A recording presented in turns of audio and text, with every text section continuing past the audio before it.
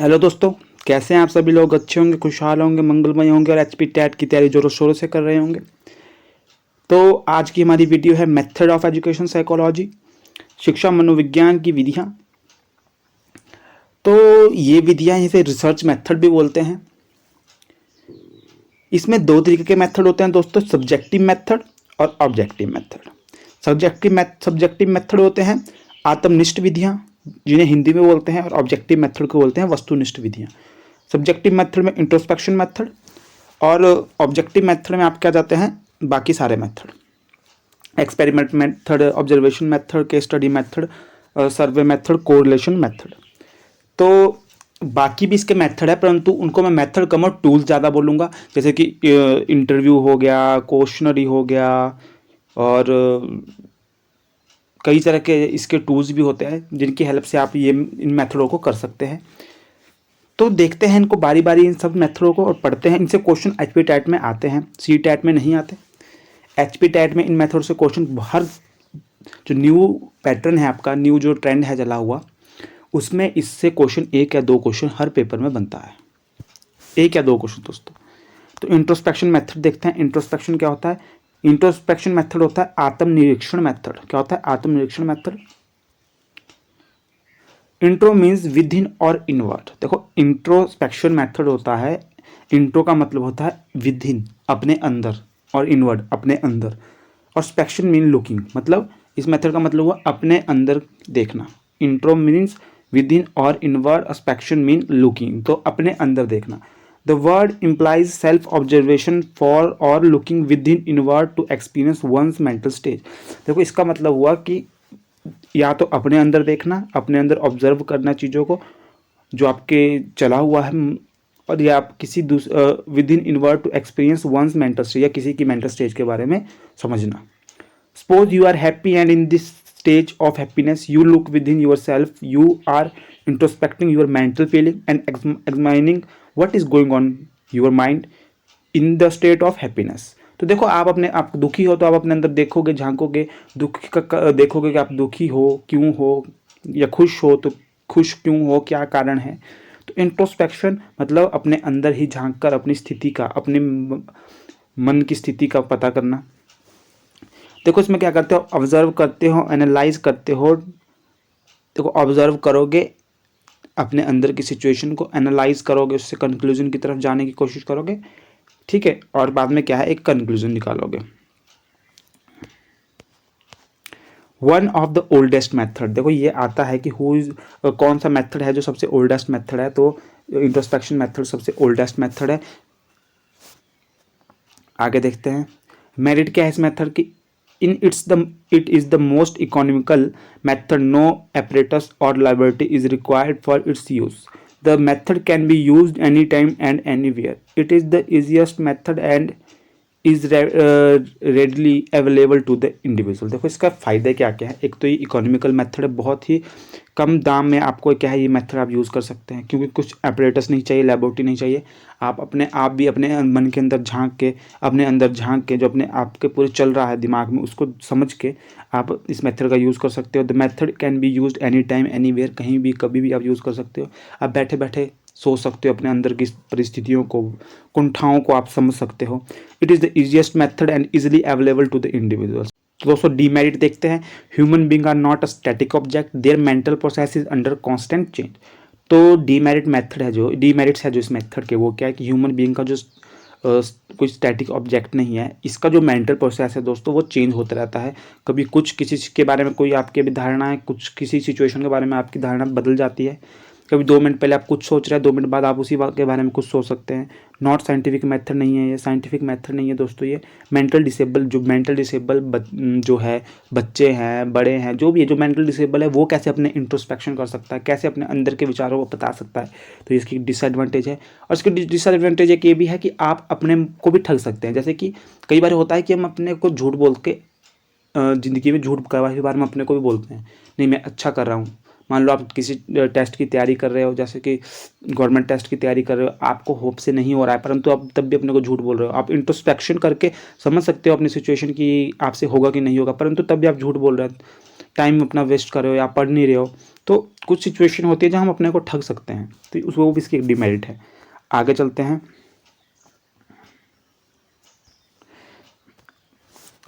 अगला मेथड दोस्तों experimental method. तो देखो जो आपका इंट्रोस्पेक्शन मेथड है, पहली बात तो इंट्रो मतलब अंदर झांकना, स्पेक्शन लुकिंग, और इसमें ऑब्जर्वेशन करते हैं हम, ऑब्जर्वेशन एनालाइज, और तब हम पहुंचते हैं कंक्लूजन तक। One of the oldest method है, इसकी मेरिट डिमेरिट मैंने आपको बता दी। Experimental method, experimental research is the description and analyse of what will be और what will be occur under careful control condition.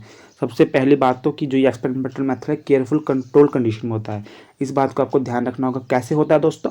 Careful control condition में। यह है cause effect relationship is study. कैसा relationship study होता है इसमें? Cause effect मतलब कि कारण और उसका इफेक्ट क्या पड़ता है। जैसे कि मान लीजिए कि बच्चा स्कूल में चिड़चिड़ा होकर आ रहा है, तो उसके टीचर से वो पढ़ नहीं पा रहा है स्कूल में, तो टीचर क्या देखेगा? टीचर के कारण पता करेगा कि उसका कारण क्या है। कारण देखेगा कि घर में माता पिता का लड़ना उसका कारण है, ठीक है, जिस वजह से क्या है, बच्चा क्या है स्कूल में फ्रस्ट्रेटेड होकर आ रहा है, और जिस वजह से इफेक्ट क्या पड़ रहा है कि वो पढ़ नहीं पा रहा है। तो जो एक्सपेरिमेंट मेथड है इसमें कॉज कारण पता करते हैं और उसका इफेक्ट पता करते हैं। Cause effect relationship is study in the experiment method. ये वाली लाइन भी बहुत इंपॉर्टेंट है, इसे भी ध्यान रखिए, नोट कर लीजिए। अगला एक्सपेरिमेंटर होता है इसमें एक, और एक होता है इसमें पर्सन। क्या बोला मैंने? एक होता है इसमें एक्सपेरिमेंटर, एक होता है पर्सन। बिहेवियर टेस्ट होता है किसका? पर्सन का बिहेवियर टेस्ट होता है विद रिस्पेक्ट टू सराउंडिंग। देखो जो एक्सपेरिमेंटर है वो क्या करता है? पर्सन का बिहेवियर स्टडी करता है विद उसके सराउंडिंग, जो उसका सराउंडिंग है आसपास। एक्सपेरिमेंटल कंडक्ट इनसाइड और आउटसाइड। देखो एक्सपेरिमेंट है जो इनसाइड भी कंडक्ट किया जा सकता है और आउटसाइड भी।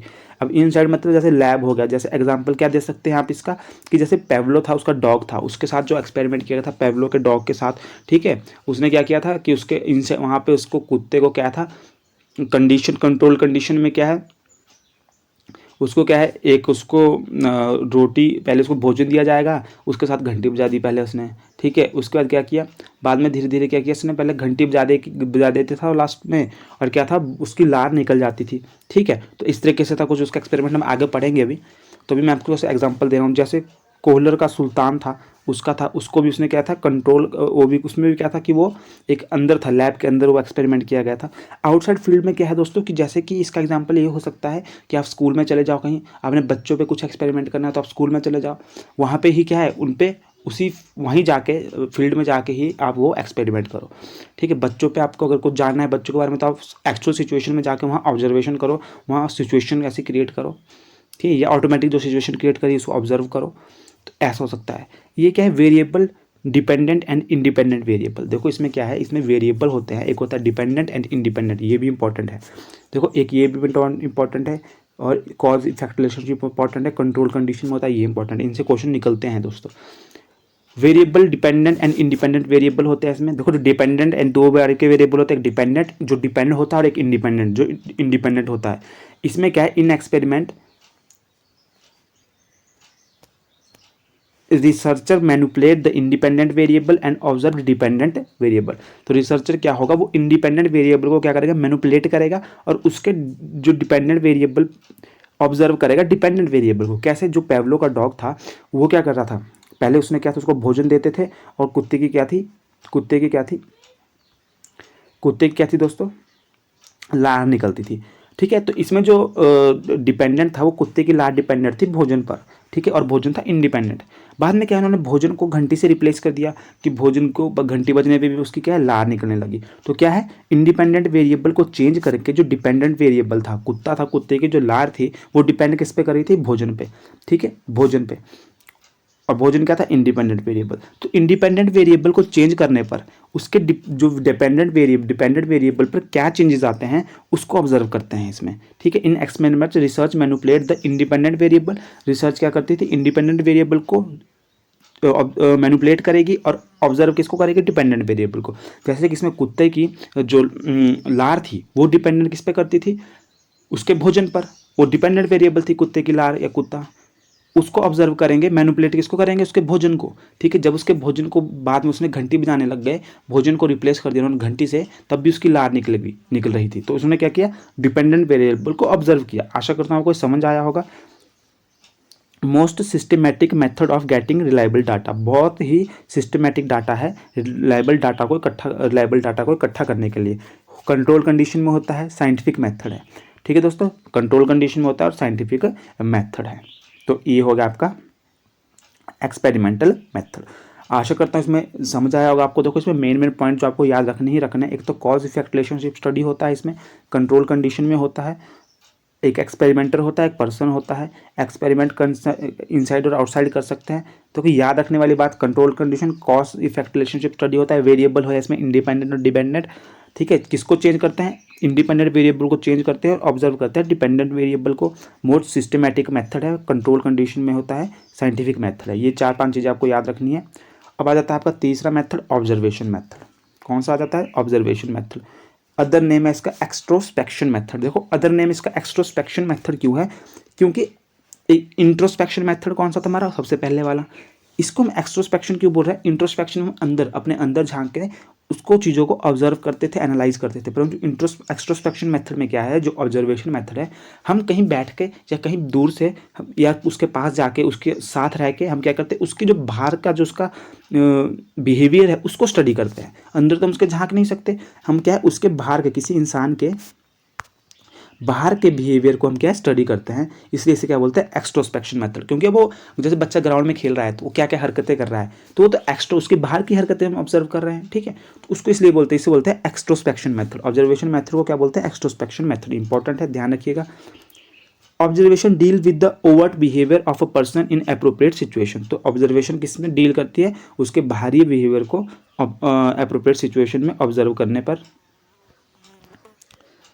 ठीक है, तो देखो ये ऑब्जर्वेशन मेथड हम ऑब्जर्व कर रहे हैं कहीं बैठ के, इस फोटो से आपको ये पता लग रहा होगा। देखो मेरिट के ऑब्जर्वेशन मेथड की, being a record to actual behaviour of the child, it's more reliable and objective. ठीक है, तो ये क्या हो सकता है कि जो ये मेथड है ये क्या है, actual behaviour, being a record of actual behaviour. हम क्या है बच्चे को अगर देखो बच्चे को अगर पता नहीं है कि मुझे ऑब्जर्व कर रहे हैं, तो वो क्या अपना एक्चुअल बिहेवियर शो करेगा और उससे क्या हमें उसके एक्चुअल बिहेवियर के बारे में पता लगेगा, जो मोर रिलायबल है। और ठीक है, it study of an individual, ठीक है, it study of an individual in a nature situation and is therefore more useful than a restricted study in a test situation. ठीक है, it is a study of individual natural in a natural situation. मैंने बोला आपको कि ये natural situation में बच्चे की या किसी पर्सन की एक इंडिविजुअल स्टडी है। The method can be used with children of all age. Of course, the younger the child, the early it is to observe him. The method has been found very useful with the shy children. हाँ, देखो अब क्या होता है, introspection method है, अगर कोई बच्चा बोलने वाला है, ज़्यादा बोलने वाला है और शाय नहीं है, तो उसको हम इंट्रोस्पेक्शन से भी उसकी बात करके भी उसे समझ सकते हैं। परंतु कोई शाय चिल्ड्रन है, ज़्यादा बातचीत नहीं करता, शर्माता है, तो हम कैसे ऑब्जर्व करके उसकी हरकतों से उसके ऑब्जर्व कर सकते हैं उसे और उसके बारे में कंक्लूजन निकाल सकते हैं।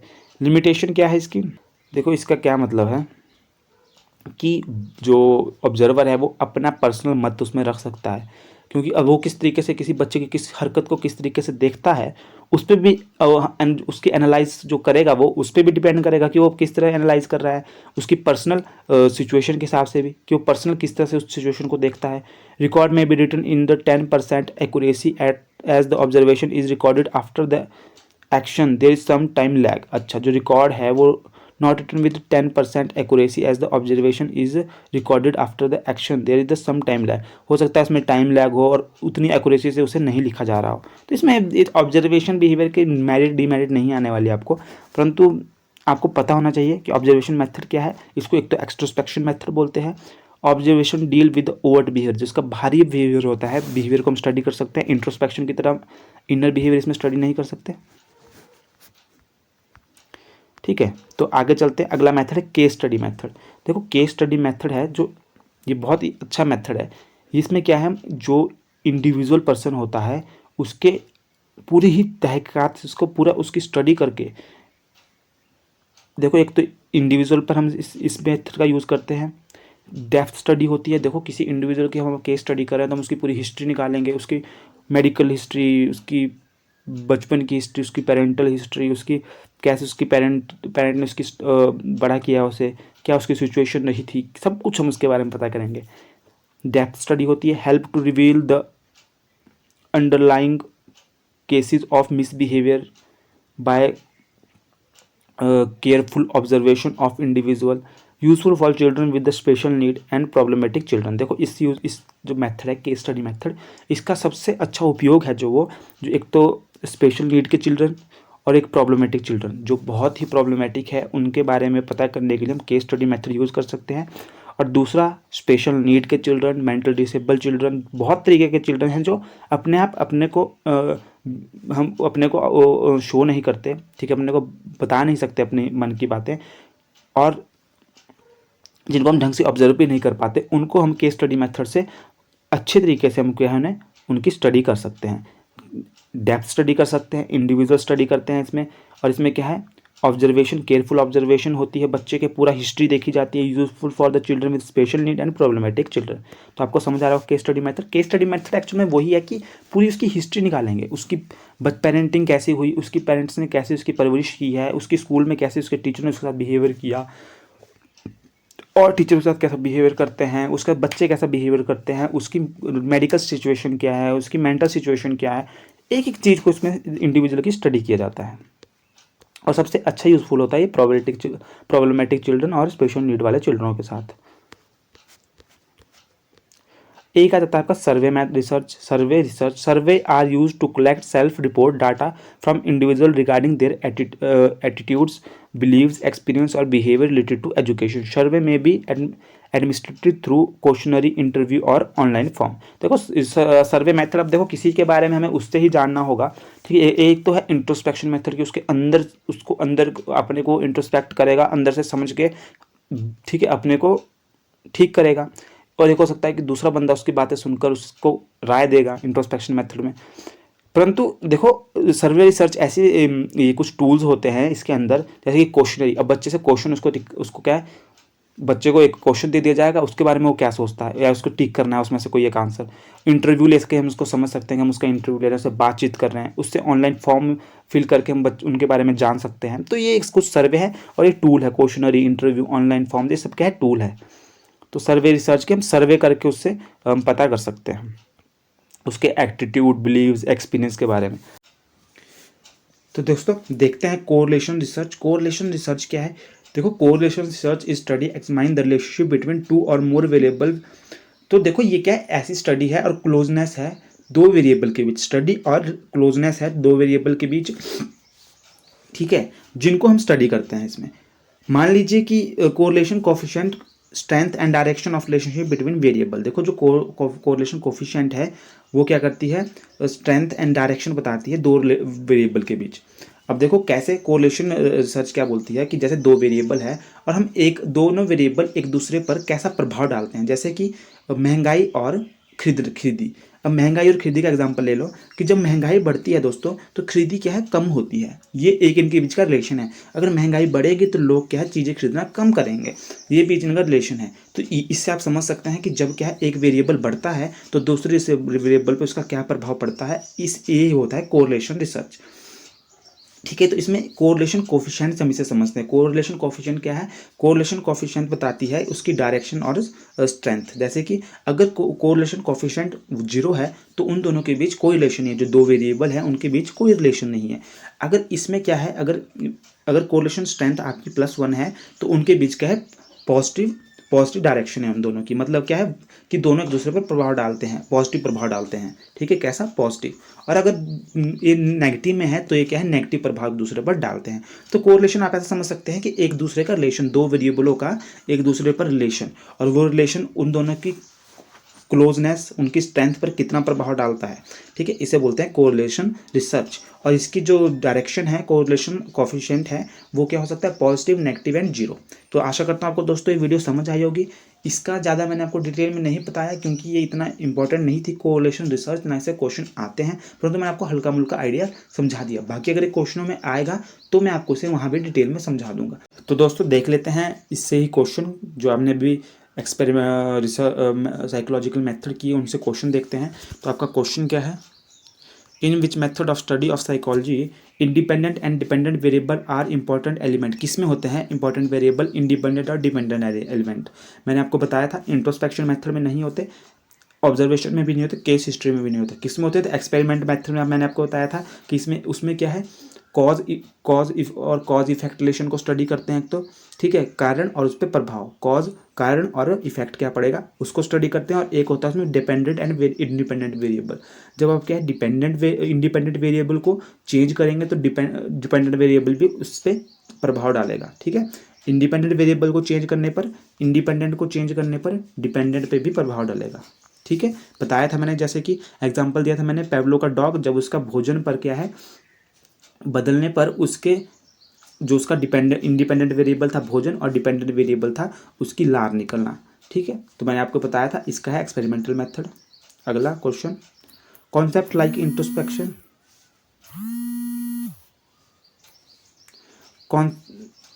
concept like introspection and conscious experience are associated with। देखो concept like introspection किससे associated है, behaviorism, functionalism, structuralism, gestalt psychology. तो जो इसका आंसर है स्ट्रक्चरलिज्म से ये एसोसिएटेड है।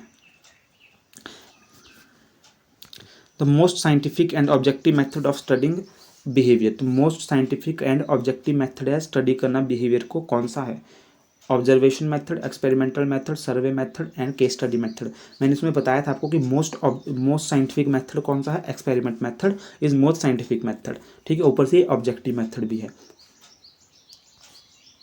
Which is the oldest method of study in education psychology. तो कौन सा था ओल्डेस्ट मेथड भी? इंट्रोस्पेक्शन मेथड था। मैंने आपको बताया था कि ओल्डेस्ट मेथड है introspection method. Which methods help to study children with special need. कौन सी मेथड बताया था मैंने स्पेशल नीड वाले बच्चों के लिए? केस स्टडी बताया था मैंने। एक स्पेशल नीड वालों के लिए, मेंटल डिसेबलों के लिए, तो मैंने कौन सा बताया था? केस स्टडी मेथड सबसे अच्छा यूजफुल मेथड है। Cause effect relationship is study through which of the following of method. किसमें स्टडी किया जाता है? मैंने बताया था आपको एक्सपेरिमेंट मेथड में कॉज इफेक्ट रिलेशनशिप स्टडी किया जाता है दोस्तों। Systematic observation method is similar to, ये क्वेश्चन का आंसर आप दोगे। Systematic systematic observation method is similar to, इसका आंसर आप कमेंट बॉक्स में देंगे सभी। एक्सपेरिमेंट कैन बी, इसका आंसर क्या होगा? Collected, repeated, remembering, none of this. तो देखो एक्सपेरिमेंट को हम रिपीट कर सकते हैं। Which method of psychology inquiry use independent dependent variable, इसका आंसर भी आप दोगे।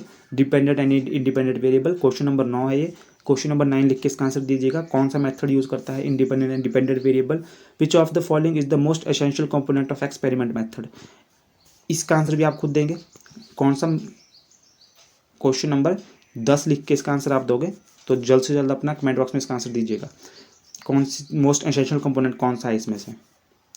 The method which इंटरस्पेक्ट the overt behaviour of person, कौन सा जो मेथड है वो बाहरी बिहेवियर को ऑब्जर्व करता है पर्सन के, इसका आंसर भी आप देंगे दोस्तों, ठीक है। अगर आपको आंसर नहीं आएंगे तो आप क्वेश्चन मार्क लिख के डाल दीजिएगा, इसका आंसर मैं आपको दे दूंगा।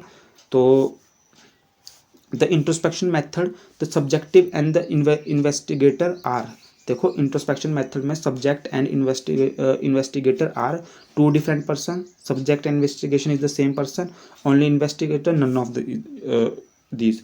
देखो जो इंट्रोस्पेक्शन मेथड में द सब्जेक्ट, ठीक है, and the investigator are, subject and investigator are the same person, क्योंकि आप ही सब्जेक्ट हो और आप ही अपने अंदर झांक के क्या करते हो, अपने इंट्रोस्पेक्शन मेथड में अपने अंदर की कुंठाओं को सॉल्व करने की कोशिश करते हो दोस्तों। जो पहले के मनोवैज्ञानिक थे वो अब इसी तरीके से इंट्रोस्पेक्शन मेथड से ही चीज़ें सॉल्व करते थे। तो object and investigator are the same person, B answer. तो दोस्तों कैसी लगी आपको ये वीडियो जरूर बताइए। मिलते हैं अगली वीडियो में। धन्यवाद दोस्तों, बाय।